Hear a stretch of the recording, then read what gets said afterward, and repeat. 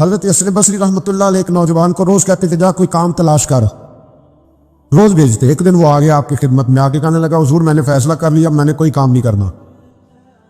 فرمانے لگے کیوں؟ کہنے لگے آج میں نے عجیب سین دیکھا ہے۔ پر میں کیا دیکھ آئے ہو؟ کہنے لگا کہ میں جنگل میں گیا ہوں تو میں نے دیکھا ہے ایک شیر نے شکار کیا ہے، آدھا اس نے کھا لیا ہے اور آدھا منہ میں پکڑ کے سفر شروع کر دیا ہے۔ ایک پہاڑی پہ چڑھ گیا شیر، میں بھی ایک درخت پہ چڑھا دیکھ رہا تھا۔ حضرت جی جب وہ شیر پہاڑی پہ چڑھا ہے تو وہاں ایک لومڑی بیٹھی تھی جس کی ایک ٹانگ بھی کٹی ہوئی تھی اور دونوں آنکھوں سے نابینا بھی تھی۔ اس شیر نے وہ بچا ہوا شکار اس کے منہ میں ڈالا ہے۔ تو جو رب لومڑی کے لیے خوراک کا بندوبست کر سکتا ہے میرے لیے بھی کرے گا، لہذا میں نے اب کام نہیں کرنا۔ حضرت حسن بصری مسکرائے، فرمانے لگے کیا بات ہے تیری، تو نے کردار دو دیکھے، ایک شیر دیکھا ایک لومڑی دیکھی۔ فرمانے لگے بیوقوف، تو نے لومڑی بننے کا پروگرام بنایا، شیر بننے کا کیوں نہیں بنایا؟ تو لومڑی بننے کا پروگرام بنایا کہ کوئی کما کے لائے گا تو میں کھاؤں گا، شیر بن، شکار کر، کھا بھی اور کھلا بھی، غریبوں کے پاس بھی لے کے جا، کھا بھی اور کیا بن، شیر بن، شیر کھا بھی اور کھلا بھی، محنت کر، جدوجہد کر۔ علامہ اقبال لندن میں تھے تو بیٹے نے خط لکھا کہ ابا جی ضرورت پڑ گئی ہے، مجبوری آ گئی ہے، کچھ پیسے کسی سے ادھار لے لوں، جب آپ واپس آئیں گے تو لوٹا دوں گا۔ تو اقبال نے اپنے بیٹے کو خط لکھا اور اس خط کے اندر ایک نظم لکھی، اور کیا انداز اختیار کیا، جاوید کے نام اس نظم کا نام رکھا۔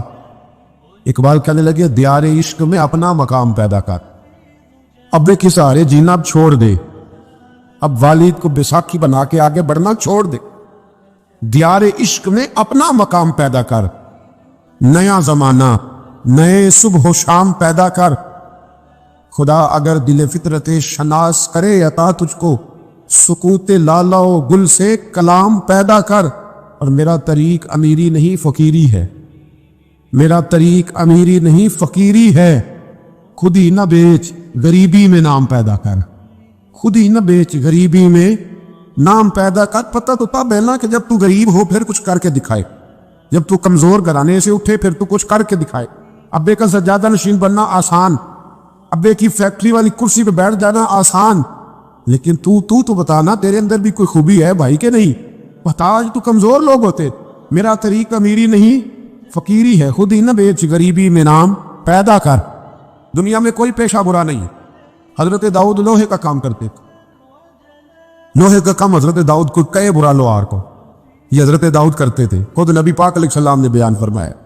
حضرت نوح علیہ السلام لکڑی کا کام کرتے تھے، حضرت سیدنا آدم علیہ السلام کھیتی باڑی بھی کرتے تھے اور کپڑا بھی بنا کرتے تھے، اماں حوا گھر کے اندر کپڑا بنتی تھی۔ یہ پیشے برے ہیں؟ کچھ چیزوں سے دل سخت ہوتا ہے۔ جو لوگ دنیا داری کی اور فضول باتیں زیادہ کرتے ہیں ان کا دل سخت ہو جاتا ہے، جو ہنستے زیادہ ہیں ان کا بڑا سخت ہو جاتا ہے، اور صوفیاء کہتے ہیں جو کسی پہ ہنستے ہیں نا ان کا تو مردہ ہی ہو جاتا ہے، تو معاملہ ہی ختم ہو گیا۔ اور جو لوگ رزق حرام کی طرف بڑھتے ہیں ان کا دل بھی مردہ ہو جاتا ہے۔ اور اقبال کہتے ہیں جو مشینی زندگی گزارنے لگتے ہیں نا روحانی زندگی سے نکل جاتے ہیں۔ ہم آج کل مشینی زندگی پہ آ گئے، ہمارے پاس انٹرنیٹ ہے، موبائل ہے، آواز کے فاصلے اتنے کم ہوئے ہیں کہ دلوں کے فاصلے بڑھ گئے۔ اقبال کہنے لگے دل کے لیے موت ہے، دل کے لیے موت ہے، دل کے لیے موت ہے یہ مشینوں کی حکومت۔ احساس مروت کو کچل دیتے ہیں یہ آلات، آلات پہ زندہ ہیں ہم۔ دل کے لیے موت، اور کسی کے گھر جانا، دروازے پہ دستک دینا، اور کبھی خط لکھنا تو سوچ سوچ کے، کبھی کاٹنا تو پھر لکھنا۔ لفظ یہ اس کے شایان شان نے یہ جملہ میں نے بدل دیا، لیکن اب بے باکانہ گفتگو ہے، تو مجھے وائس کر دے میں تجھے وائس کر دوں گا، حال ہی کوئی نہیں۔ تو کیا کوئی سوچے گا، کیا کوئی لکھے گا، کیا کوئی اس میں خوبصورتی کے رنگ بھرے گا؟ سخت ہو جاتے ہیں دل جب آپ مشینوں کی زندگی میں زندہ رہتے ہیں۔ دل نرم کیسے ہوتے ہیں؟ میرے نبی پاک نے فرمایا یتیم کے سر پہ ہاتھ پھیر رب تیرا دل نرم کرے گا۔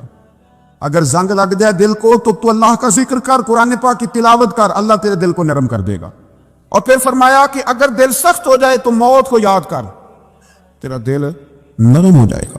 اچھوں کی صحبت اختیار کریں تو دل نرم ہو جاتا ہے۔ قبروں کی زیارت کریں، جائیں کبھی اپنے شہر کے قبرستان میں، غور کریں کہ وہ چودھری صاحب لیٹے، یہ علامہ صاحب لیٹے، وہ فلاں بہت بڑے افسر لیٹے، وہ دیکھو وہ میرا عزیز لیٹا ہے. وہ ہارون رشید نے کہا حضرت داؤد کا اس سے نصیحت کر دیں، تو فرمانے لگے باپ کدھر ہے تیرا؟ کہا حضور قبرستان میں، اماں قبرستان میں، دادا نانا بڑے بھائی سب قبرستان. فرمایا میں کیا نصیحت کروں؟ او پہ دس دیا نہیں قبراں جنہاں تے پھول پے، ادھروں کوئی بھی نہیں آمدا، ادھروں لکھاں گئے تے سہ جوڑ سنگت دے ڈٹھے، سہ جوڑ 100 سال کی دوستیاں، سہ سال سنگت دے ڈٹھے، او تکو آخر وتھاں پئیاں، اور جنہاں بعد جیسی پال نہیں سن لیندے، ایک پل نہیں سن لیندے، پھر وہ شکلاں بھی یاد نہ رہیاں. سہ جوڑ کا یہ کوئی کم ہے دل کو نرم کرنے کے لیے؟ تیرے پاس موت کا تذکرہ قبروں کی جائے کو تھوڑی ہے. یہ چیزیں دل نرم کرتی ہیں، یاد نرم کرتی ہیں چیزیں دل. سختی طبیعتوں کی، مزاجوں کی سختی، دوسروں کے بارے میں ڈاٹے جذبات، ہمارے رویے ڈاٹے، ہماری طبیعتیں سخت. حضرت عبداللہ ابن مسعود رضی اللہ تعالیٰ عنہ نے ایک شخص کو جنازے کے موقع پہ ہنستا ہوا دیکھ لیا، فرمایا آج کے بعد تیرے ساتھ کلام نہیں کروں گا. جس کا جنازہ دیکھ کے بھی دل نرم نہیں ہوا اور قبرستان دیکھ کے بھی دل نرم نہیں ہوا، وہ تو سخت دل بندہ ہے. سخت دل بندے سے دوستی کبھی نہیں رکھوں گا. میں تو درد دل والوں سے پیار کروں گا، تیرے ساتھ میں کلام نہیں کرتا. تو کس طرح کا شخص ہے بھائی جسے یہاں کے بھی ہنسی آ رہی ہے، مذاق سوچ رہا ہے؟ تو دل کی نرمی، میرے نبی پاک صلی اللہ علیہ وسلم نے نا دل پر، ہم نے نا کپڑوں پر بڑی محنت کی، ہم نے چہروں پر بڑی محنت کی، ہم نے اپنے ظاہر کو سنوارنے پر ہم نے اپنے حق میں بڑے بڑے لفظ یاد کیے، بڑی کہانیاں یاد کی، پر دل کے لیے محنت، اس پر محنت ہی نہیں کی. اعلیٰ حضرت فاضل بریلوی کتنے بڑے عالم ہیں، 1000 کتاب کے مصنف، اور ان کے فتاویٰ موجود ہیں کہ جس بندے کا تلفظ ٹھیک نہ ہو، یعنی جو ضروری قواعد ہیں وہ قرآن پاک کے جس کو نہ آتے ہوں اس کے پیچھے نماز نہیں. جو ہا اور ہا میں فرق نہیں کر سکتا، حمزہ اور عین میں فرق نہیں کر سکتا، وہ الفاظ کا معنی بگاڑ دے گا. لیکن اعلیٰ حضرت چونکہ صوفی ہیں، درویش ہیں، علم کے ساتھ تو ایک اور رنگ بھی بیان کرتے. وہ کہتے ہیں یہ نہ ہو کہ صرف تو حروف کے ہیر پھیر میں لگا رہے، صغرے کبرے ٹھیک کرتا رہے، دارا یضرب کے چکر میں پڑا رہے، اور دل پر تو توجہ ہی نہ دے. فاضل بریلوی رحمۃ اللہ علیہ فرمانے لگے کہ 2 علماء نے قرآن ایک درویش کے پیچھے نماز پڑھی، تو مستحب جو قواعد تھے نا جن کے بغیر نماز، وہ ٹھیک نہیں تھے ذرا ان کے. تو وہ کہنے لگے دیکھا جی اتنے بڑے پیر صاحب ہیں اور ان کی تو قرات ہی ٹھیک نہیں، تلفظ ہی ٹھیک نہیں. حالانکہ لفظ تاثیر سے بنتے ہیں، تلفظ سے نہیں. لفظ تاثیر سے بنتے ہیں، تلفظ سے نہیں. اہل دل آج بھی ہیں اہل زبان سے آگے. انہوں نے کہا جی بابا جی کا تو تلفظ ہی ٹھیک نہیں. اعلیٰ حضرت نے لکھا ہے ملفوظات شریف میں، فرماتے ہیں پھر وہ نہ نہانے کے لیے چلے گئے نماز پڑھ کے فارغ ہو کے، تو وہ پانی میں اتر گئے تو شیر ان کے کپڑے اٹھا کے لے گیا. اب کتنی کو دیر پانی میں رہتے، نکلے بھی تو کیسے نکلے، شرم آتی ہے. مختصر لباس پہن کے وہ غسل کرنے کے لیے گئے تھے، اب پانی میں سردی، کتنی کو دیر بندہ پانی میں رہے. لوگوں نے آ کے کہا حضور آپ کے مہمان تو الجھ گئے، بڑے بری طرح پھنس گئے، مہربانی فرمائے ان کو تو بچائیں، وہ تو سخت الجھن میں. کہ کیا ہوا؟ کہنے لگے وہ شیر کپڑے لے گیا، اور وہ پانی میں اب کچھ تو ہونا چاہیے. تو وہ بزرگ گئے، جا کے نا دور کھڑے ہو کے شیر کو آواز دی. شیر کو، حضور کے صحابی تھے نا حضرت سفینہ، قافلے سے رستہ بھول گئے، ایک سائڈ پہ ہو گئے تو سامنے شیر آ گیا. میں نے کہا ہے لیکن جب آ جائے تو، جب شیر سامنے آ جائے، جب سامنے آ جائے پھر پتہ چلتا ہے کہ یہ تو واقعی آ گیا، پھر انداز اور ہوتا ہے. حضرت سفینہ کے سامنے شیر ہی آ گیا، مشکات میں شیر آیا. اب کوئی بھاگتا ہے، کوئی چڑھتا ہے درخت پہ، کوئی لکڑی اٹھاتا ہے، کوئی اسلحہ پکڑتا ہے. حضرت سفینہ فوراً بولے، کہنے لگے شیر ذرا خیال کرنا میں رسول اللہ کا غلام ہوں. پھر آکھیا شیر سفینہ تائی جا را یارا جاندے، اور جڑے غلام رسول اللہ دے اسی غلام ہونا دے. شیر دو میں لاتا رستہ چھوڑ گیا. اور بابا جی بھی گئے، فاضل بریلوی کہتے ہیں شیر کو آواز دی، شیر دوڑا آیا، آگے کہنے لگے وہ ہمارے مہمانوں کے کپڑے لے گیا، تو یہ شرم نہیں آتی؟ تو شیر کپڑے اٹھا کے واپس لایا. ان علماء کو، حضرات علماء کو کپڑے پیش کیے. جب ان کو پیش کیے تو پیش کرتے ہی بزرگ پھر فرمانے لگے، کہنے لگے مولانا تم نے لفظ سیدھے کیے ہیں، میں نے دل سیدھا کیا ہوا ہے. تم نے محنت کر کے نا لفظ ٹھیک کیے ہیں، لیکن میں نے دل ٹھیک کیا ہے. دل پاک ہوئے تے پاک ہی ملتا ہے، تے بنا پاکوں پاک نہیں ملتا. سارے جسم دے توول نالوں ایک ٹکڑا تول ہے دل دا. حضرت سلطان باؤ رحمۃ اللہ علیہ فرمانے لگے دل کالے نالوں منہ کالا چنگا. دل کالے نالوں منہ کالا چنگا، جے کوئی رمز پچھانے. اگر کسی کو بات کی سمجھ آئے، دل نہیں سیاہ ہونا چاہیے، منہ ہو بھی جائے تو کام چل جاتا ہے۔ تو اپنے دل کی صفائی پر دیکھیں میرے نبی پاک علیہ وسلم نے ارشاد فرمایا کہ رب نہ تمہارے مال دیکھتا ہے نہ چہرے دیکھتا ہے، رب تو تمہارا دل دیکھتا ہے۔ اور امام غزالی حدیث لائے ہیں، حضرت عمر فاروق رضی اللہ تعالیٰ عنہ فرماتے ہیں کسی نے حضور صلی اللہ علیہ وسلم سے پوچھا کہ رب آسمانوں میں کہ زمینوں میں؟ جلوے تیری ذات کے کو بکو ہیں، جدھر دیکھتا ہوں ادھر تو ہی تو ہے، اللہ زمینوں میں کہ آسمانوں میں؟ تو حضور فرمانے لگے رب تو بندہ مومن کے دل میں رہتا ہے، اللہ تو مومن کے دل میں ہے۔ مومن کے دل کتنا بڑا ہے وہ دل جس میں رب ہے، رب کی یاد ہے، رب کی محبت ہے۔ اس لیے حضرت عمر فرمایا کرتے تھے میں نے دل کی آنکھوں سے اپنے مالک کی زیارت کی ہے۔ اور اقبال نے شاید اسی لیے مشورہ دیا تھا کہ دل بینا بھی کر خدا سے طلب، آنکھ کا نور دل کا نور نہیں، اللہ سے آنکھوں والا دل مانگ، اندھا نہ ہو جائے کئی طرح دل، دل بینا بھی کر خدا سے طلب، آنکھ کا نور دل کا نور نہیں۔ عزیز بھائی اللہ کے جلوے، لیکن ایک بات ذہن میں رکھنا، کسی گلاس میں تھوڑی سی غلاظت ہو نا، دودھ تو دور رہا، شہد تو دور رہا، اس میں کوئی پانی بھی نہیں پیتا، تھوڑی سی غلاظت ہو، اور آپ کی آنکھوں کے سامنے وہ غلاظت دھل بھی گئی، صاف بھی ہو گئی، شرعی تقاضے پورے ہو گئے، پھر بھی کچھ لوگ کہتے ہیں میری طبیعت نہیں مانتی، میرا دل نہیں مانتا۔ صحیح کہہ رہا ہوں میں؟ او بھائی اتنی سی غلاظت گلاس میں تھی اور سادہ پانی نلکے کا، تو اس میں پینا پسند نہیں کرتا، اور اگر دل غلاظت سے بھرا ہو تو رب کی محبت وہاں آئے گی، خدا اپنا قرب وہاں رکھے گا۔ کسی سے جلنا، کسی سے حسد کرنا، کسی کے بارے میں عداوت رکھنا، کچی بولیاں بولنا، اور اب تو اتنا عجیب حال ہو گیا، جماعتوں کے بارے میں برا خیال کرتی ہیں، خانقاہوں اور آستانوں کا یہ حال ہے کہ سبق پڑھایا جاتا ہے دوسرے کے خلاف، بس ہم ٹھیک ہیں، یہ تصوف ہے کہ میرا تو ٹھیک ہے، طریقت تو یہ تھی کہ میں ٹھیک نہیں باقی سارا زمانہ ٹھیک ہے، تو کس چکر میں پڑا ہوا ہے؟ اعلیٰ حضرت فاضل بریلوی رحمۃ اللہ تعالیٰ علیہ کے ایک درویش تھے، تو فاضل بریلوی رحمۃ اللہ سے کہنے لگے میں نے مرید ہونا ہے، فرمانے لگے پتر جلدی نہ ہو، جا سارا زمانہ دیکھ، اگر کوئی میری طرح کا مل گیا، مجھ سے بہتر مل گیا تو پھر میرے ساتھ وعدہ کر وہیں رہ جانا، ہاں اگر تیرے خیال میں نہ ملا تو پھر آنا، جا گھوم زمانہ دیکھ۔ یہ کیا بات ہوئی کہ آپ نفی کرنے لگے سارے زمانے کے اور کہیں صرف میں ٹھیک ہوں، فقط میں ٹھیک ہوں، یہ طریقہ ہے؟ اور تصوف والے تو لوگ یہ کہا کرتے تھے میں تے بندہ ٹھگ جلو کو، میں تے بندہ چور، اور جس دا خلقت کلمہ پڑھ دی او محمد ہور۔ وہ لوگ تو نفی کرتے تھے، اپنی کہتے تھے میں کوئی شے نہیں، میں تے بندہ ٹھگ جلو کو، او میں تے بندہ چور۔ میاں محمد بخش صاحب رحمۃ اللہ علیہ ایک عالم نگار نے لکھا تھا کہ وہ کچھ لوگ نا سکھ ہندو یہاں رہتے تھے تو ان کا نام محمد تھا، چونکہ تو بات کو شبہ پڑ گیا کہ شاید جن کا لوگ کلمہ پڑھتے ہیں نا مسلمان، معاذ اللہ یہ وہ والے، تو میاں صاحب اپنے بارے میں کیا کہ او میں تے بندہ ٹھگ جلو کو، میں تے بندہ چور، جس دا خلقت کلمہ پڑھ دی او محمد ہور، او میں تو ایک ٹھگ ہوں۔ حضرت میاں شیر محمد صاحب شرک پوری رحمۃ اللہ علیہ سرتاج ہیں اولیاء کے، سید اسماعیل شاہ صاحب بخاری حضرت کرما والا شریف والے، وہ کہتے ہیں میں بیعت ہونے کے لیے جب شرک پور شریف آ رہا تھا تو رستے میں مجھے ایک بزرگ مل گئے، تو مجھے کہنے لگے کدھر جا رہے ہو؟ کون ہو؟ میں نے کہا میں سید ہوں اور میاں صاحب سے بیعت ہونے جا رہا ہوں، تو مجھے کہنے لگے وہ تو دنیا دار ہے، جیبوں میں ہاتھ ڈالتا ہے لوگوں کی، تو سید ہو کے رائن کے پیچھے کیا لینے جا رہا ہے؟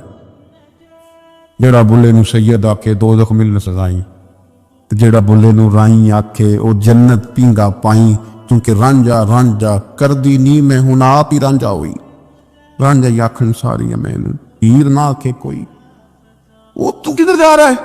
کہتے میں نے کہا بابا زیادہ باتیں کر ناراض ہو جاؤں گا، کہتے بابے نے کئی دفعہ رستے میں مجھے منع کیا نہ جانا فلانی جگہ چلا جا فلانی جگہ، لیکن میں چلا گیا، میری طلب صادق تھی، میں باہر جا کے بیٹھا تو اندر سے بلاوا آیا کہ میاں صاحب نے بولا، اندر گیا تو یہ تو وہی بابا جی ہیں جو مجھے روک رہے تھے، تو میاں جی خود ہیں حضرت میاں صاحب، کہنے لگے بیلیا تینوں بڑا موڑیا پر تو مڑیا ہی نہیں، وہ تو روکتے تھے، اپنی نفی کرتے تھے، دل صاف دوسرے کے بارے میں، نظریہ صاف، کسی کے بارے میں خیر کا جملہ، کسی کی وکالت کرنا، کسی کا عیب چھپانا، کسی کے بارے میں اچھے لفظ بولنا، یہ مومن کی شان ہے۔ مومن کا دل ایسے سونا، میرے نبی پاک صلی اللہ تعالی علیہ وسلم نے فرمایا یہ میرا زید بن حارثہ ہے، اس کا دل اللہ نے نور ایمان سے بھر دیا ہے، ایمان سے دل بھر دیا رب تعالیٰ نے۔ ایک دن صبح حضور نے پوچھا، اور داتا صاحب نے اس کو لکھا ہے، نبی پاک نے پوچھا تم نے صبح کس طرح کی؟ عرض کی یا رسول اللہ اس حال میں کہ میں پکا مومن ہوں، حضور نے فرمایا تو پکا مومن ہے؟ کس طرح؟ کہنے لگے یا رسول اللہ میں اس طرح کا مومن ہوں کہ سونا اور مٹی میرے لیے برابر ہے، پیسے آ جائیں تب بھی کوئی ٹینشن نہیں، نہ آئے۔ حضرت زید بن حارثہ رضی اللہ تعالیٰ عنہ عرض کرنے لگے حضور سونا اور مٹی برابر ہے، کوئی پرواہ نہیں۔ تو حضور نے فرمایا تیرے ایمان کی دلیل؟ عرض کرنے لگے یا رسول اللہ میرے ایمان کی شان اور دلیل یہ ہے کہ میں یہاں زمین پہ بیٹھ کے نظر اٹھاؤں تو میری نظر اللہ کے عرش تک جاتی ہے، میں بتا سکتا ہوں کہ جنتی جنت میں جا رہے ہیں اور راضی ہیں، جہنمی جہنم میں جا رہے ہیں اور چیخ رہے ہیں، میں بتا سکتا ہوں۔ حضور نے فرمایا پھر اس کی حفاظت کر، پھر اس جذبے کی حفاظت کر۔ جب دل صاف ہو، نور ایمان سے بھرا ہوا ہو، علم لدنی کب آتا ہے؟ علم لدنی نیک آدمی کو ملتا ہے، جب بندہ متقی پرہیزگار ہو نا، ناجائز نہ کھائے، ناجائز نہ دیکھے، ناجائز نہ بولے، تو پھر اللہ تعالیٰ اسے علم کا نور دیتا ہے۔ جو لوگ کہانیوں میں الجھ جاتے ہیں نا، زیادہ باتیں کرتے ہیں، زیادہ گھومتے ہیں، زیادہ سازشی عناصر کا شکار ہوتے ہیں، ان کے تو حافظے کمزور ہو جاتے ہیں، یاد نہیں رہتا، باتیں اتنی کرتے ہیں پتہ نہیں سویرے کیا کہا تھا، دوپہر کو کیا کہہ رہے ہیں۔ جب انسان کا دائرہ کار تقوی والا ہو پھر اس پر علم کی روشنی کھلتی ہے، پھر دروازے کرم کے کھلتے، اپنے دائرے محدود کر لیے جائیں۔ سوچیں میں بڑے بڑے لوگ آپ کو زندگی میں ملیں گے، مشورے دیں گے، وہ جناب آپ کو پتہ ہی نہیں آپ کتنے بڑے ہیں، آپ فلانی جگہ کھڑے تھے، فلانے کے ساتھ ہنس رہے تھے، یہ آپ کو خراب کرنا چاہتے ہیں، کسی تکبر میں مبتلا کرنا چاہتے ہیں۔ آپ زمین پہ رہیں تاکہ زمین والوں سے رشتہ مضبوط رہے، دل کی صفائی، دل صاف ہو، کوئی حسد نہیں، کوئی کینہ نہیں۔ پتہ ہے سب سے بڑی بیماری کیا ہے بندے کی؟ خوفناک علامت کیا ہے دل کے بیمار ہونے کی؟ کہ کوئی بندہ بیماری میں ہے اور ادھر ایک بندہ اس کو دیکھ کے خوش ہو رہا ہے، کسی کو زوال آ گیا ہے، کاروبار ڈوب گیا ہے اور یہ دیکھ کے خوش ہو رہا ہے، مر گیا اس کا دل، مردہ ہے، اندر کوئی دل نہیں آتا۔ یعنی ایک بندہ رسوا ہو گیا اور یہ خوش ہو رہا ہے، دیکھا میں نے نہیں کہا تھا۔ جب کوئی کسی کی رسوائی، کمزوری اور کسی کے زوال پر راضی ہونے لگے تو پھر سمجھ لے کہ اس کا حال اتنا برا ہو گیا ہے کہ اب یہ اخلاقی طور پر مردہ زندگی گزار۔ ہمارا اب یہ حال ہے کہ ہم لوگوں کے دکھوں پر ہنسنے لگے، ہم کسی کے ہاں کوئی شخص تکلیف میں آتا ہے تو ہم اس کو کہکہوں میں اڑاتے ہیں۔ یارو زندہ قومیں یہ کام نہیں کرتی، زندہ قومیں یہ کام نہیں کرتی۔ میرے نبی پاک صلی اللہ علیہ وسلم نے فتح کے موقع پر بھی گردن کو جھکا کے بتایا کہ جب رب عروج دے تو پھر اللہ کی بارگاہ میں جھک جایا کرو۔ کسی شخص کی پتہ ہے کہ ایک حدیث سنو، یہ مسلم شریف میں موجود ہے، حضور نے فرمایا ایک بندہ گناہ کرتا تھا پھر اس نے توبہ کر لی، اگر کسی نے دوبارہ اسے وہ گناہ یاد کرایا کہ تو یوں ہوتا تھا، اگر کسی نے اسے دوبارہ گناہ یاد کرایا تو یاد کرانے والے کو اللہ سزا کے طور پر مرنے سے پہلے پہلے اس گناہ میں مبتلا کر دے گا، خفیہ تدبیر آئے گی اللہ۔ جس کو اللہ نے معاف کر دیا، زمین آسمان بھول گئے، فرشتوں کے دفتر سے اس کا گناہ محو کر دیا گیا، تو نے کیوں یاد رکھا؟ لیکن ہمارے دل اس طرح کے ہیں، خیر کی خبریں نہیں دیتے، ہم خیر کی خبر نہیں دیتے، مثبت بات نہیں کرتے، ہمارے رویے دوسروں کے بارے میں سخت ہیں۔ یعنی بہو سے داماد سے اختلاف ہو گیا، پھر اس نے معافی مانگ لی، پھر ہم نے معاف کر دیا، پھر ایک سال کے بعد دوبارہ لڑائی ہوئی تو پچھلی بات دوبارہ یاد کرنی چاہیے تھی، اس کی تو معافی دے دی تھی آپ نے، لیکن آپ نے پھر یاد کر لی وہ بات۔ اس کا مطلب ہے آپ نے صلح کی تھی، دل صاف نہیں کیا تھا۔ دل جب آپ صاف کر لیں تو پھر معاملہ ختم ہو گیا، پھر آپ پھر نکال پھینکے ساری چیزیں۔ مسند امام احمد بن حنبل میں حدیث ہے، حضرت انس بن مالک رضی اللہ تعالیٰ عنہ کہتے ہیں میں بھی بیٹھا تھا، حضرت عبداللہ ابن عمر رضی اللہ تعالیٰ عنہ بھی حضور کی بارگاہ میں بیٹھے تھے۔ نبی پاک صلی اللہ تعالیٰ علیہ وسلم نے فرمایا ابھی ایک شخص تمہارے پاس آنے والا ہے، تیاری کر لو، آنے والا جنتی ہے۔ کہتے ہیں ایک شخص اندر داخل ہوا تو سادہ سا بندہ، داڑھی سے پانی کے قطرے گر رہے، جوتے ہاتھ میں پکڑے یا بغل میں دبائے، وہ آ گیا، حضور سے بات چیت کی، چلا گیا۔ ہم بڑے خوش تھے کہ کمال نہیں ہو گیا، جس کو حضور نے دنیا میں جنت کی بشارت عطا کر دی۔ اگلے دن اس نے اتفاق ہم اسی جگہ اسی حال میں بیٹھے تھے کہ پھر محبوب نے فرمایا ابھی ایک بندہ آنے لگا، جنتی ہے۔ کہتے ہیں وہ بندہ آیا تو دیکھ کے حیران ہو گئی، یہ تو وہی کل والا ہی بندہ ہے، اسی طرح داڑھی سے پانی کے قطرے گر رہے ہیں، جوتے اس کی بغل میں آ کے بیٹھ گیا۔ تیسرے دن اللہ کی قدرت ہم وہیں بیٹھے تھے، پھر حضور نے فرمایا بندہ آنے لگا، زیارت کر لو، تیاری کر لو، بندہ جنتی ہے۔ وہی بندہ آیا جو پہلے 2 دن آیا تھا۔ حضرت عبداللہ ابن عمر کہتے ہیں کہ وہ حضور سے کوئی بات چیت کر کے جانے لگا تو میں اس کے پیچھے ہو گیا۔ میں نے اس کو جا کے سلام کے بعد کہا کہ یار میں تیرا مہمان بننا چاہتا ہوں، 3 راتوں کے لیے رکھ لو گے؟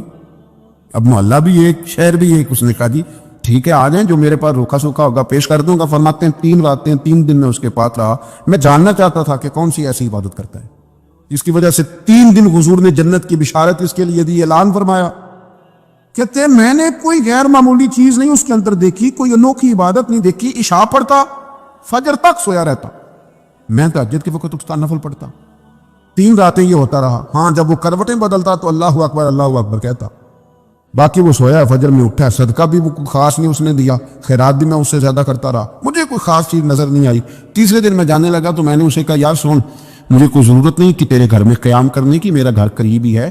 وہ تو کمال یہ ہے کہ نبی کریم علیہ السلام نے اپنی زبان فیض ترجمان سے, یعنی وہ زبان جس کو سب کن کی کنجی کہیں, اس کی نافذ حکومت پہ لاکھوں سلام. حضور نے 3 دن تجھے مسلسل جنتی کہا ہے. میں تو دیکھنے آیا تھا کہ تیرے اندر کوئی عمل ہو تو میں بھی وہ شروع کروں. تو وہ کہنے لگا یہی ہے جو آپ نے دیکھ لیا ہے, فرض نماز ہی پڑھتا ہوں, روٹین کے کام ہی کرتا ہوں, کوئی خاص چیز تو میرے پاس کوئی نہیں. حضرت عبداللہ ابن عمر فرماتے ہیں میرے تو سمجھا کہ میں تو اس سے زیادہ خیر کے کام کرتا ہوں. اب میں سوچتا ہوا وہاں سے نکلنے لگا کہ پھر کیا خاص بات ہے جو نبی پاک نے 3 دفعہ اسے جنتی کہا ہے. جب میں نکلنے لگا نا, دروازے پہ مڑنے لگا تو اس نے آواز دی کہ یار سنو, ایک بات یاد آئی ہے. میں نے کہا وہ کون سی؟ کہنے لگا یار جب سے بالغ ہوا ہوں نا, جب سے اللہ نے توفیق اسلام دی ہے, میں نے جب بھی اپنا دل دیکھا ہے نا, جب بھی میرے دل میں کسی کے لیے حسد کوئی نہیں, کوئی عداوت نہیں, کوئی بغض نہیں, کوئی کینہ نہیں, کوئی کیا کر رہا ہے, میرے دل میں سب کے لیے خیر ہی ہے. دل میرا صاف ہے, اس کے علاوہ نہیں مجھے پتا کیا عمل ہے. حضرت عبداللہ بن عمر کہتے ہیں پھر مجھے سمجھ آ گئی ہے کہ جو تیرے دل کی صفائی ہے نا, یہ بنیاد بن گئی ہے جس کی بنیاد پر نبی پاک نے تجھے 3 دفعہ جنت کی بشارت عطا فرمائی ہے. آپ دل میں میل کچھ ہے کہ نفل پڑھنا, عبادتیں کرنا, ریاضتیں کرنا, صدقات دینا زیادہ نفع بخش نہیں ہوتا. ہم پتہ کیا چاہتے ہیں, سارے میرے مطابق چلیں, پھر نفسیاتی مسائل پیدا ہوتے ہیں. میرے ساتھ اگر 100 بندہ پیار کرتا ہے تو ان کے مطالبے الگ الگ ہیں. کوئی کہتا ہے جناب کو پیار ہی کرنا چاہیے, ہر ایک سے مسکرا کے ملنا چاہیے. کوئی کہتا ہے حضرت صاحب اتنا بھی پیار کریں تو لوگ نکل جاتے ہیں, تھوڑی ڈنڈی پٹی بھی ہونی چاہیے. دونوں قسم کے لوگ ہیں نا جی. ایک وہ شخص ہے جو کہتا ہے اتنا بڑا مجمع ہے تو 2 سیکیورٹی گارڈ بھی ہونے چاہیے. تیسرا کہتا ہے کہ یہ عجیب عجیب لگتا ہے, ایک گارڈ رکھے ہوں کسی بندے نے, کسی بڑے آدمی. تو یہ ہر بندے کا مطالبہ. اب آپ نے کیا کرنا ہے, آپ نے لوگوں کے مزاج کی رعایت کرنی ہے. جہاں تک آپ پیار کر سکے آپ نے کرنا ہے, جہاں تک محبت کر سکے آپ نے محبت. نبی پاک نا بچوں کے مزاج کا خیال کرتے, چھوٹے بچوں. حضور پاس سے گزرتے تو فرماتے السلام علیکم. ایک بچے نے نا حضور کے کپڑوں پر پیشاب کر دیا تھا, اس کی ماں پریشان ہو گئی, بخاری ہے. یا رسول اللہ وہ بچہ تھا پتہ نہیں چلا. تو نبی پاک فرمانے لگے کیا ہو گیا, وہ بچہ ہے, اللہ نے پانی پیدا کیا نا, بھی اس پہ پانی بہائیں گے سب ٹھیک ہو جائے گا. وہ بچہ ہے.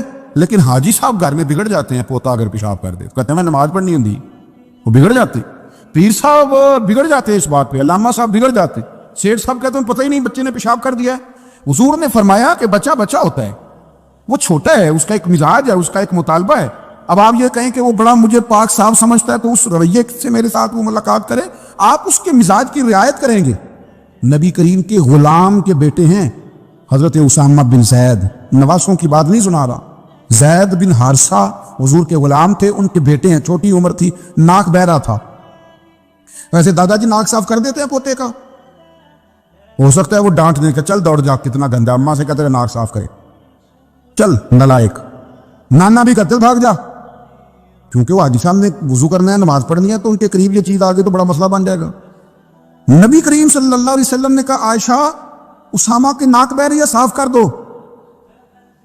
حضرت عائشہ کہتی ہے میں ذرا اٹھی کو کپڑا دیکھنا تو حضور جلدی سے اٹھے.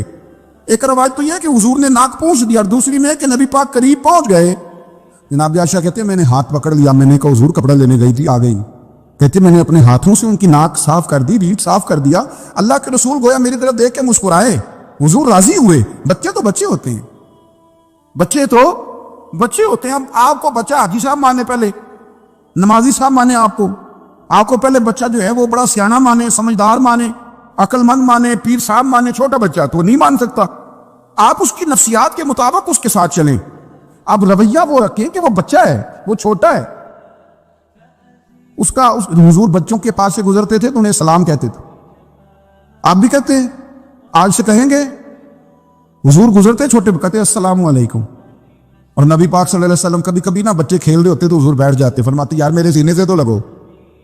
حضور زمین پہ بیٹھ جاتے, بچہ یوں ہاتھ پہ, بچہ دوڑا آتا, حضور کے سینے سے جب لگتا تو نبی پاک گر جاتے اور فرماتے اوئے ہوئے تم نے تو مجھے گرا دیا ہے. یہ بچوں کے ساتھ آپ جو رویہ رکھیں گے وہ میٹھا ہوگا. اب آپ کہیں گے چونکہ اب میں ایک عہدے پہ ہوں, میں ایک منصب پہ ہوں, تو یہ آپ کی نفسیاتی کمزوری ہے. پھر کیا ہوتا ہے, بچوں کو ڈانٹ کے رکھا جاتا ہے, بے جا ڈانٹ ڈپٹ, بے جا سختی اور بے جا ان کے ساتھ رویے, اور ان کے ساتھ بڑی عجیب و غریب قسم کی جو ہے وہ ہماری جو ہے وہ گھٹن کیپ آ جاتا ہے بچوں کے درمیان. بچے, میں کہا کرتا ہوں, پھر بچے ہمیں دکھ نہیں سناتے.